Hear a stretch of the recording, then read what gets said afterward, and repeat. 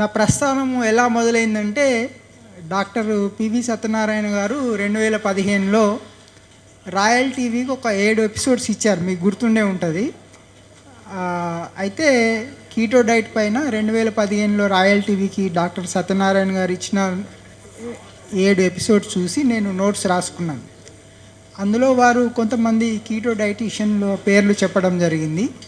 ఆ డైటీషియన్ల పేరు రాసుకొని వాళ్ళ బుక్స్ డౌన్లోడ్ చేసుకొని చదవటము, అట్లా నాకు లో ఇమ్యూనిటీ వల్ల రకరకాల ఆటో ఇమ్యూనల్ డిసీజెస్ ఉండేవి. కొద్దిగా 40 ఏళ్ళ తర్వాత బీపీ వచ్చింది, షుగర్ వచ్చింది, మోకాలు నొప్పులు ఉండేవి. ఇవన్నీ కొంచెం వర్క్ స్ట్రెస్ ఉండేది, బ్రెయిన్ రిలేటెడ్ ఇష్యూస్ ఉండేవి, మతిమరుపు, ఇవన్నీ ప్రాబ్లమ్స్ వచ్చినప్పుడు మనకి బాడీలో కార్బోహైడ్రేట్స్ తగ్గిస్తే మనకి హెల్త్ ఇంప్రూవ్ అవుతుంది అనేది అట్లా తెలిసింది. నేను దాని మీద బాగా స్టడీ చేయడం వల్ల ఆ సబ్జెక్టు ఒక డాక్టర్కి రావాల్సినంత సబ్జెక్టు నాకు వచ్చింది. అట్లాగే కొన్ని డైటీషియన్ కోర్సెస్ కూడా చేయడం జరిగింది. నేను మల్టిపుల్ టాలెంటెడ్ అండి. అంటే నేను లా చేశాను, సిఏ చదివాను, చార్టెడ్ అకౌంటెంట్ని, డైటీషియన్ని, నాకు జాతక పట్టికలు రాయడం వచ్చి, ఇట్లా రకరకాల ఎక్స్పీరియన్సెస్ ఉన్నాయి, నాలెడ్జ్ ఉంది. అయితే బహుశా భారతదేశంలో కీటో డైట్ మీద చాలా తక్కువ మంది ఉన్నారు. డాక్టర్ సత్యనారాయణ గారు లాంటి వాళ్ళు వెరీ రే, బహుశా 10 మందో 15 మందో ఉంటిలో అందులో నేను ఒక్కడిని అనమాట. అయితే ఎగ్స్ తింటే మంచిది అని చెప్పారు, కానీ దాన్ని చెప్పేవాళ్ళే కానీ నమ్మిన వాళ్ళు ఎవరైనా ఉన్నారా అంటే అది నేను ఒక్కడినే నమ్మాను అనమాట. ఎందుకు అంటే మనకి ఫుడ్ మెయిన్గా పిండి పదార్థం, అంటే కార్బోహైడ్రేట్స్ అంటే షుగర్ అనమాట. ప్రోటీన్ అంటే మనకి అందులో సగం గ్లూకోజ్ తయారవుతుంది, సగము అమినో యాసిడ్స్ వస్తాయి. తర్వాత ఫ్యాట్స్ అంటాం, ఫ్యాట్స్ అంటే ఫ్యాటీ యాసిడ్స్ అనమాట. మనకి మనిషి జీవించడానికి కార్బోహైడ్రేట్స్ అసలు అవసరం లేదు, అంటే మనకు షుగర్ అక్కర్లేదు. మనకి ప్రోటీను ఫ్యాట్ ఉంటే సరిపోతుంది. ప్రోటీన్ నుంచి వచ్చే అమినో యాసిడ్స్ ఫ్యాట్స్ నుంచి వచ్చే ఫ్యాటీ యాసిడ్స్ కలిస్తే మనకి గంటకి 2 కోట్ల కణాలు చనిపోతుంటాయి. మనకి ప్రతి గంటకి 2 కోట్ల కణాలు చనిపోతుంటే అవి పుట్టాలంటే మనకి ప్రోటీను ఫ్యాట్స్ మిక్స్డ్ ఫుడ్ కావాలన్నమాట. ఈ కార్బోహైడ్రేట్స్ ఏంటంటే వేస్టేజ్ అనమాట. మనము ప్రోటీన్ ఫ్యాట్స్ తింటూ కార్బోహైడ్రేట్స్ తింటే ఈ కొత్త కణాలు, కొత్త శరీరము, కొత్త రక్తము ఇట్లాంటివి ఏర్పడకుండా అది అడ్డుకుంటుంది అనమాట. మనకి షుగర్ వస్తుంది, కేవలం షుగర్ మనకి అవసరం లేదు. సో ఇది మనము ఆథెంటికేటెడ్గా మనకి ఇంగ్లీష్ లిటరేచర్ చాలా ఉంది, అది చదువుకున్నప్పుడు మనకి భయం అనేది ఉండదన్నమాట. ఇప్పుడు అట్లాగే క్యాలరీస్ పరంగా చూసుకున్నప్పుడు మనము ఒక గుడ్డు 50 గ్రాములు ఉంటుంది. 50 గ్రాముల్లో మనకు కేవలము 75 క్యాలరీస్ ఉంటాయి, షుగర్ 0 అనమాట. అదే ఒక 50 గ్రాముల ఇడ్లీ తీసుకుంటే అందులో దాదాపు 200 షుగర్ క్యాలరీస్ వస్తాయి అన్నమాట. దానివల్ల మనకి మెల్లిగా బరువు పెరగడం స్టార్ట్ అవుతుంది. దాని నుంచి రకరకాల ఇష్యూస్ వస్తాయి. మనం బరువు పెరిగినా కొద్దీ మనకి రకరకాల జబ్బులు వస్తాయి.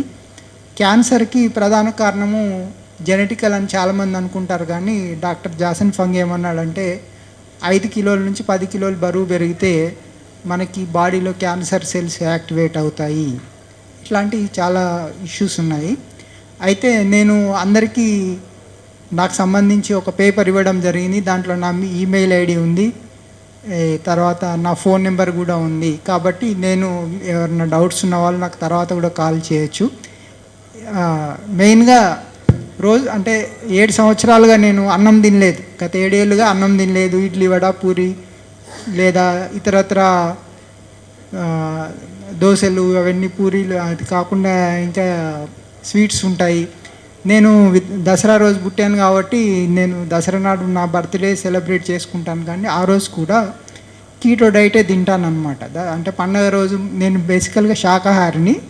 అయితే కోడిగుడ్లు, పౌల్ట్రీ ఫార్మ్స్ కోడిగుడ్లు శాకాహారంగా భావించవచ్చు మనం, ఎందుకంటే వాటిలో జీవం ఉండదు. నేను శాకాహారిని కాబట్టి నేను మాంసం తినలేను. అట్లాగే శాకాహారంలో కూడా ఈ మధ్యన కొత్త కాన్సెప్ట్ లేటెస్ట్ ఏంటంటే శాకాహారం కూడా వాటికి ప్రాణం ఉంటుంది, దాన్ని కోసి తినడం కూడా హింస కిందనే వస్తుందన్నమాట. అయితే జంతువులను చంపి తిన్నా హింసే, చెట్లను లేదా కూరగాయలని నరికి చంపి తిన్నా హింసే. మరి హింస లేకుండా ఏదైనా బెస్ట్ శాకాహారం ఏదంటే పౌల్ట్రీ ఫామ్ ఎగ్స్ అని నా అభిప్రాయం అనమాట. దీనికి నేను ఎటువంటి వివాదానికైనా కూడా నేను ఆర్గ్యుమెంట్కి రెడీగా ఉన్నాను. ఎందుకంటే నాటు కోడిగుడ్లు నేను తినను, ఎందుకంటే నాటు కోడిగుడ్ల నుంచి జీవము అంటే ఒక పిల్ల వచ్చే అవకాశం ఉంది. సో మనం ఆ పిల్లని హింస అనమాట, అంటే మనం నాటు కోడిగుడ్డు తిన్నామంటే ఒక జీవిని మనం రాకుండా చేస్తున్నాం. అదే పౌల్ట్రీ ఫామ్లో వచ్చే ఎగ్ అనేది ఒక బిస్కెట్ అనమాట. అంటే ఎటువంటి ఇందులో హింస అంటే ఈవెన్ లేటెస్ట్ కొంతమంది సైంటిస్టులు ఏమన్నారంటే మనము ఆకుకూరలు కూరగాయలు లాంటి పండించినప్పుడు దాంట్లో వాటికి జీవం ఉంటుంది, వాటిని కోసినప్పుడు అవి విష పదార్థాన్ని రిలీజ్ చేస్తాయి అన్నమాట. అంటే మన కూరగాయలు ఈ పెస్టిసైడ్స్ ఇవి కాకుండా వాళ్ళు ఆటోమేటిక్గా మనం వాటిని కోసే ప్రయత్నం చేసినప్పుడు అవి రక్షణ కోసం మనల్ని చంపడానికి కోసం ఒక విషయాన్ని వెదజల్లుతాయి అన్నమాట. అంటే అక్కడ హింస ఉంది. సో ఇది ఇంత మంచి పౌల్ట్రీ ఎగ్ ఒక వెజిటేరియన్ ఒక బిస్కెట్ లాంటి జీరో కార్బు, పైగా కేవలం కోడిగుడ్డుతో ఒక ఆరోగ్యం మాత్రమే కాదండి, అందం కూడా వస్తుంది. ఇప్పుడు నన్ను చాలామంది ఇంత అందంగా ఉన్నావు, జుట్టు బాగుంది, 52 ఏళ్ళు, స్కిన్ ఇట్లా బాగుంది అని కొంతమంది ముట్టుకొని చూస్తుంటారు నన్ను. చాలా నార్మల్ మనిషినే, అయితే కోడిగుడ్లు బాగా తినడం వల్ల నాకు ఈ అందము ఆరోగ్యం వచ్చింది, నాకు ఈ తెలివితేటలు కానీ నాకు మెమరీ పవర్ చాలా ఎక్సలెంట్ ఉంటుంది. సో అట్లా రకరకాలు అన్నీ జస్ట్ కోడిగుడ్డు తింటే చాలా సమస్యలు తగ్గిపోతాయి.